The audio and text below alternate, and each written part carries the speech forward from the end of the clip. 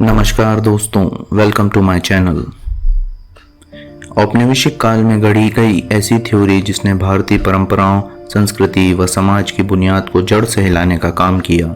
भारतीय आत्मविश्वास को तोड़ने व पहचान को धुंधली करने के उद्देश्य से बनाई गई आर्यन इन्वेजन थ्योरी ने लगभग 200 सालों तक भारतीय संस्कृति की जड़ों में दीमक का काम किया। बहस करने में 200 से अधिक वर्ष बीत गए। अब प्रश्न उठता है, आखिर हम हैं कौन?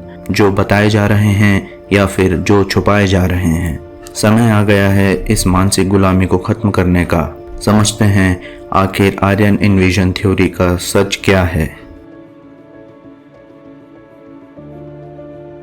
हम जब भी भारतीय इतिहास की ओर देखते हैं तो एक चीज बार बार दोहराई जाती है कि भारत की सबसे प्राचीन सभ्यता की नींव बाहर से आने वालों ने रखी थी। हमें पढ़ाया गया कि आर्य एक विदेशी जाति थी जो घोड़ों पर और रथों पर सवार होकर उत्तर पश्चिम दिशा से भारत में घुसी और यहाँ की मूल सभ्यता यानी सिंधु घाटी की उन्नत संस्कृति को नष्ट करके खुद को यहाँ का शासक बना लिया। लेकिन क्या आपने कभी सोचा है कि ये विचार कहाँ से आया और इसे किसने और क्यों फैलाया? इस थ्योरी की शुरुआत कोई पुरानी खुदाई या प्राचीन ग्रंथों से नहीं बल्कि 1800 के दशक की यूरोपियन सोच से हुई। उस वक्त ब्रिटिश हुकूमत भारत पर पूरी तरह से कब्जा जमा चुकी थी और उनके विद्वान, खासकर कुछ जर्मन और अंग्रेज स्कॉलर्स, भारत की भाषाओं और संस्कृत साहित्य पर गहराई से अध्ययन कर रहे थे। इन्हीं में से एक थे मैक्स मूलर, जिन्होंने संस्कृत को यूरोप की भाषाओं जैसे कि लैटिन, ग्रीक और जर्मन से जोड़कर यह दावा किया कि ये भाषाएं एक ही इंडो यूरोपियन परिवार की हैं। यहीं से उन्होंने आर्य शब्द को एक खास नस्ल या जाति के रूप में परिभाषित करना शुरू किया, जबकि भारत में ये शब्द कभी रेस नहीं बल्कि एक सांस्कृतिक और नैतिक पहचान का प्रतीक रहा। अब सवाल उठता है कि यूरोपियन स्कॉलर्स को इससे क्या मिला? असल में अगर देखा जाए कि भारत की सबसे प्राचीन सभ्यता खुद भारतीय नहीं थी बल्कि बाहर से आए लोगों की देन थी, तो ब्रिटिश राज को अपने उपनिवेशवाद को जायज ठहराने में मदद मिलती थी। यह एक बहुत चतुर और सोची समझी रणनीति थी। अगर आप एक देश के लोगों को यह यकीन दिला दें कि वे खुद अपने इतिहास के निर्माता नहीं बल्कि हमेशा से बाहरी ताकतों के अधीन रहे हैं, तो उनकी आत्मा पर राज करना आसान हो जाता है। इतना ही नहीं, आर्य आक्रमण की थ्योरी को इतिहास की किताबों में ऐसा घुसाया गया जैसे कि ये कोई पुरातात्विक खोज पर आधारित अटल सत्य हो। स्कूलों और विश्वविद्यालयों में से पढ़ाया गया, जनमानस में बैठाया गया और धीरे धीरे यह भारत की अधिकृत ऐतिहासिक कथा बन गई। लेकिन सच्चाई यही है, इस थ्योरी की जड़ें खुद किसी ऐतिहासिक खोज में नहीं बल्कि औपनिवेशिक राजनीति और यूरोपीय श्रेष्ठता के विचार में थी। यह इतिहास को देखना नहीं था बल्कि इतिहास को गढ़ना था, एक ऐसे रूप में जो भारत को कमजोर, भ्रमित और आत्महीन बना दे। और यही वो बिंदु है जहां से आर्यन इन्वेजन थ्योरी का विवाद जन्म लेता है। ये सिर्फ एक थ्योरी नहीं, ये एक विचार था जो भारत की आत्मा पर सीधा वार करता था। और आज जब हम पुरानी परतें हटाते हैं तो हमें यह सोचना पड़ता है, क्या हमने जो इतिहास पढ़ा वो इतिहास था या किसी और की बनाई हुई कहानी? आर्य आक्रमण थ्योरी का विवाद सिर्फ एक ऐतिहासिक बहस नहीं, ये असल में उस मानसिकता की परछाई है जो औपनिवेशिक दौर में गढ़ी गई। एक ऐसी सोच जिसमें विजेता अपनी सत्ता को वैध ठहराने के लिए इतिहास को दोबारा लिखते हैं। जब अंग्रेजों ने भारत पर राज करना शुरू किया तो उन्हें सिर्फ प्रशासनिक जीत नहीं चाहिए थी, उन्हें चाहिए थी वैचारिक जीत। उन्हें भारत को इस तरह समझाना था कि भारतीय खुद को कमतर मानने लगे और अंग्रेजों की सभ्यता को अपना उद्धारक समझें। यहीं से जन्म लेती है एक चालाक रणनीति, इतिहास को ऐसा मोड़ना कि भारत की प्राचीनता, मौलिकता और सांस्कृतिक आत्मनिर्भरता पर सवाल उठाए जाएं।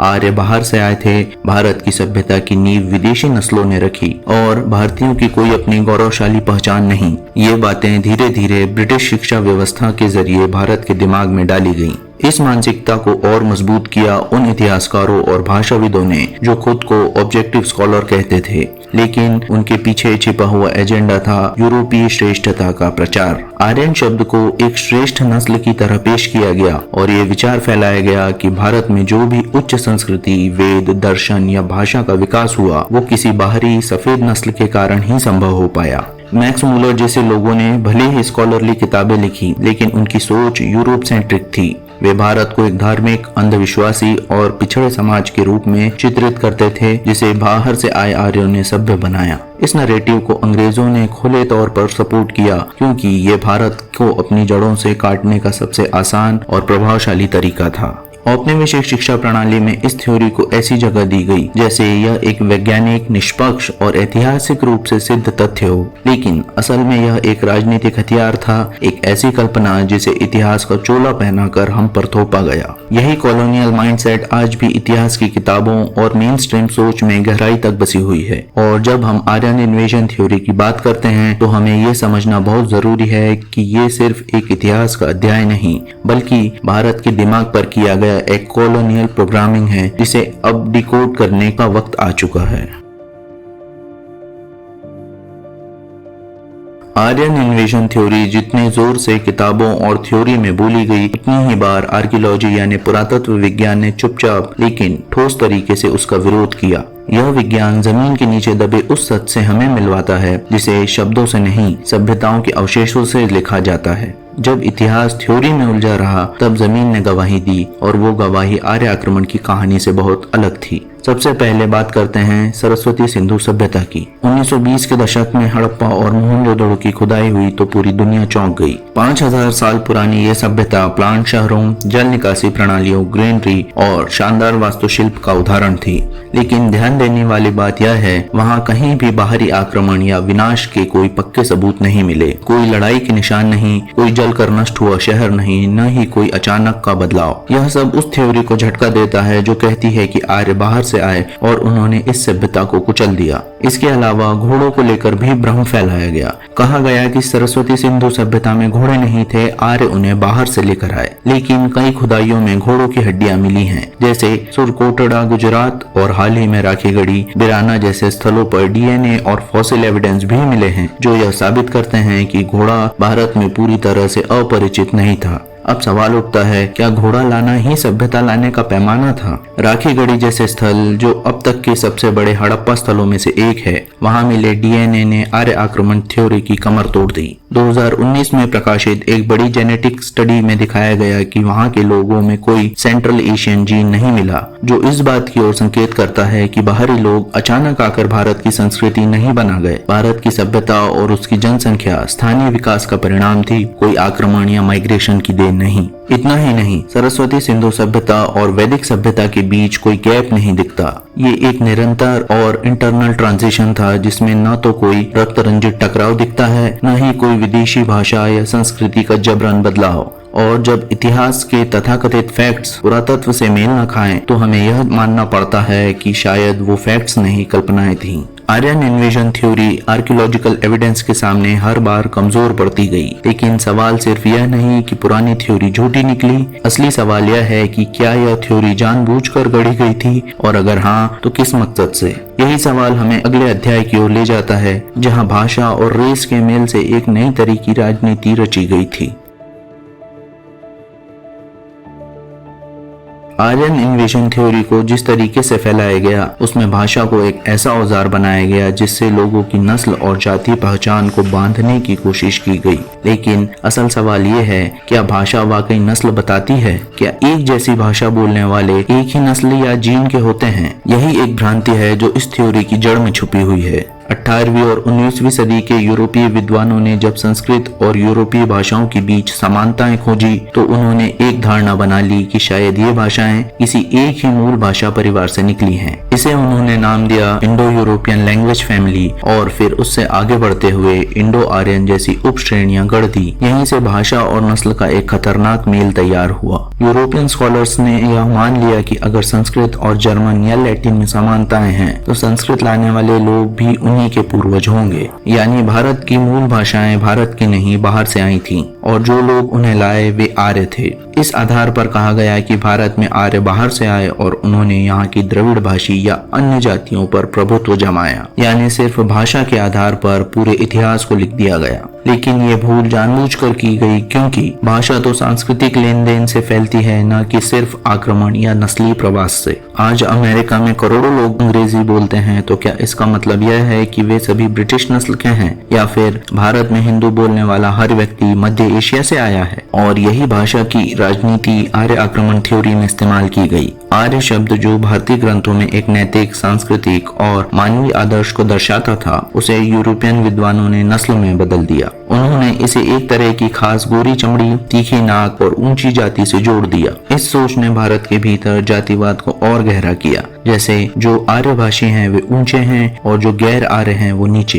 एक नैरेटिव बना दिया गया जिसमें द्रविड़, आदिवासियों और दक्षिण भारत को एकदम अलग और पराजित संस्कृति के रूप में पेश किया गया। यह नैरेटिव न सिर्फ भारत की एकता को तोड़ने की कोशिश थी, बल्कि यह समझ भी बदलने की साजिश थी कि भारत की भाषिक विविधता उसकी सांस्कृतिक ताकत नहीं बल्कि कमजोरी है। भाषा के जरिए एक नस्ली इतिहास रचा गया जिसमें आर्य विजेता थे और बाकी सब पराजित। लेकिन जब आधुनिक भाषा विज्ञान और डीएनए स्टडी इस बात को नकारती है कि भाषा और नस्ल का कोई सीधा रिश्ता होता है, तो हमें यह समझने की जरूरत है कि आर्यन थ्योरी का लिंग्विस्टिक मॉडल एक भ्रम था, एक ऐसी काल्पनिक संरचना जिसे ऐतिहासिक रूप देने की कोशिश की गई। इस भाषा और जाति के जादू ने भारत की पहचान को विभाजित किया, उत्तर दक्षिण, आर्य द्रविड़, उच्च निम्न में, और शायद यही इस थ्योरी का सबसे बड़ा नुकसान रहा, भारत की आत्मा को बांटना।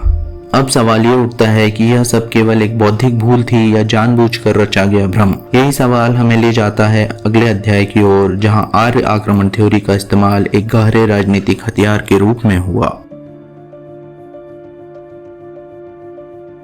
इतिहास जब सत्य से दूर हटकर एजेंडा पूरा करने लगे तो वह सिर्फ ज्ञान नहीं रहता, वह एक हथियार बन जाता है। आर्यन इन्विजन थ्योरी का सबसे खतरनाक परत यही है। यह सिर्फ एक इतिहास की थ्योरी नहीं बल्कि एक ऐसा ब्रह्मास्त्र बन गया जिसे अलग अलग दौर में अलग अलग ताकतों ने इस्तेमाल किया, भारत को बांटने, नीचा दिखाने और मानसिक गुलामी को बनाए रखने के लिए। ब्रिटिश साम्राज्य के लिए ये थ्योरी एक जैकपॉट थी, क्योंकि अगर आप यह साबित कर दें कि भारत की संस्कृति, भाषा और महानता बाहर से आए गए लोगों की देन है, तो आप खुद को भी उसी सिलसिले का हिस्सा दिखा सकते हैं। मतलब अगर आर्य बाहर से आए और भारत को सभ्य बनाया, तो अंग्रेज भी वही कर रहे हैं। फिर भारत पर शासन करने का उनका दावा कोई विदेशी हस्तक्षेप नहीं बल्कि सभ्यता की परंपरा बन जाता है। ये थ्योरी अंग्रेजों को भारत का नेचुरल वारिस साबित करने का बौद्धिक औजार थी। लेकिन ये खेल सिर्फ कॉलोनियल दौर तक नहीं रुका। आजादी के बाद जब भारत अपनी पहचान ढूंढ रहा था, तो ये थ्योरी नए रंगों में सामने आई। कुछ राजनीतिक विचारधाराओं ने इसे जातिवाद को बढ़ाने के लिए इस्तेमाल किया। आर्य बाहरी थे और ब्राह्मणों ने स्थानीय लोगों पर शासन किया। यह लाइन इतनी बार दोहराई गई कि बहुत से लोग इसे सच मान बैठे। इसका असर दलित आंदोलनों से लेकर भाषाई आंदोलनों तक में दिखाई दिया, जहां ये नैरेटिव बन गया कि कुछ जातियां और भाषाएं विदेशी थोपी गई और बाकी मूल निवासी हैं। राजनीतिक पार्टियों और सामाजिक आंदोलनों ने आर्यन इन्वेजन थ्योरी को एक ऐसी स्क्रिप्ट बना दिया जिससे हर कोई अपनी सुविधा के मुताबिक किरदार जोड़ने लगा। उत्तर भारत बन गया आर्यों का इलाका, दक्षिण भारत बन गया द्रविड़ों का क्षेत्र और आदिवासियों को पूर्व आर्य मूल निवासी कहा जाने लगा। मानो भारत एक प्रयोगशाला हो जिसमें इतिहास से ज्यादा राजनीति का असर है। इतना ही नहीं, इंटरनेशनल लेवल पर भी इस थ्योरी का इस्तेमाल भारत को एक आयातित सभ्यता के रूप में दिखाने में हुआ। वेस्टर्न एकेडमिया ने इसे पकड़कर भारत की इंडिजिनस आइडेंटिटी पर लगातार सवाल उठाए। कई रिपोर्ट्स, किताबों और डॉक्यूमेंट्रीज में आज भी यही दिखाया जाता है कि भारत में एक सिविलाइजिंग वेव बाहर से आई और उसी ने यहाँ ज्ञान, धर्म और भाषा का बीज बोया। लेकिन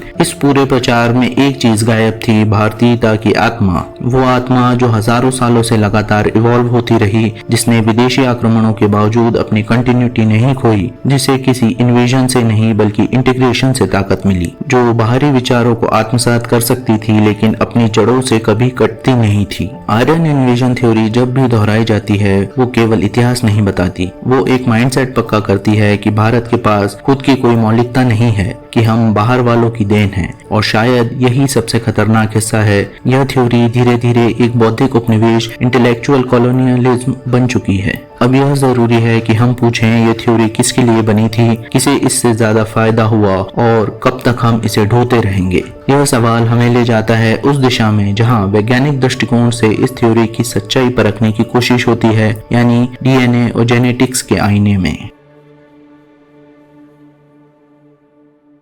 कहते हैं झूठ बोलने वाला इतिहास को बदल सकता है, लेकिन खून में बसी सच्चाई को नहीं बदला जा सकता। और जब इतिहास के नाम पर शक और भ्रम फैलाए गए, तब विज्ञान ने इंसान के शरीर के अंदर छुपे सबसे बड़े सबूत डीएनए को सामने रखा। और यह वैज्ञानिक नजरिया आर्यन इन्वेजन थ्योरी को एक नई चुनौती देता है, बिल्कुल उन जड़ों से जहां से उसकी कहानी शुरू हुई थी। पिछले कुछ दशकों में जेनेटिक्स की तकनीक ने बहुत जबरदस्त तरक्की की है। अब वैज्ञानिक सिर्फ हड्डियों और अवशेषों को देखकर अंदाजा नहीं लगाते, बल्कि उन कणों को पढ़ सकते हैं जो हजारों सालों से शरीर में चले आ रहे हैं, जीनोम। इसी तकनीक का इस्तेमाल करके भारत और विशेष रूप से सरस्वती सिंधु सभ्यता की साइट्स जैसे राखीगढ़ी, बिराना और हड़प्पा से प्राप्त मानव अवशेषों का विश्लेषण किया गया। 2019 में सेल नाम की प्रतिष्ठित साइंटिफिक जर्नल में एक रिसर्च प्रकाशित हुई, जिसमें राखीगढ़ी की हड्डियों से निकाले गए डीएनए का अध्ययन किया गया। और चौंकाने वाली बात यह थी कि डीएनए में किसी भी तरह का सेंट्रल एशियन जेनेटिक सिग्नेचर नहीं था। वो जेनेटिक निशान जो आर्य आक्रमण थ्योरी के अनुसार बाहर से आए आर्यों के साथ भारत में आया होना चाहिए था। यानी जिन लोगों को मूल भारतीय कहा गया, वो 4000 साल पहले भी यहीं थे और आज भी उनकी संतति इसी धरती पर है। अब अध्ययन ने यह भी साबित कर दिया कि भारत की आबादी का जेनेटिक मिश्रण बहुत प्राचीन है और उसमें किसी एक बड़े बाहरी समूह के प्रवेश का कोई भी भारी साक्ष्य नहीं है। मतलब यह कि कोई मास माइग्रेशन या इन्वेजन जैसा कि थ्योरी कहती है वैज्ञानिक दृष्टि से सिद्ध नहीं होता। इसके अलावा वाई डीएनए और माइटोकॉन्ड्रियल डीएनए के हजारों नमूनों पर आधारित स्टडीज ने यह दिखाया कि भारत में जो जेनेटिक कंटिन्यूटी है वो कम से कम 10,000 साल पुरानी है। भारत की सभ्यता में बदलाव तो हुए, लेकिन वह आक्रमण नहीं थे, वह स्थानिक विकास, लोकल एवोल्यूशन था। अब बड़ा सवाल यह उठता है, अगर डीएनए में आर्यों के आने का कोई ठोस निशान नहीं, तो फिर हम किस आधार पर यह मानते आए हैं कि आर्य बाहर से आए थे? क्या सिर्फ भाषा की समानता या भाषाई थ्योरी किसी नस्ली बदलाव का प्रमाण हो सकती है?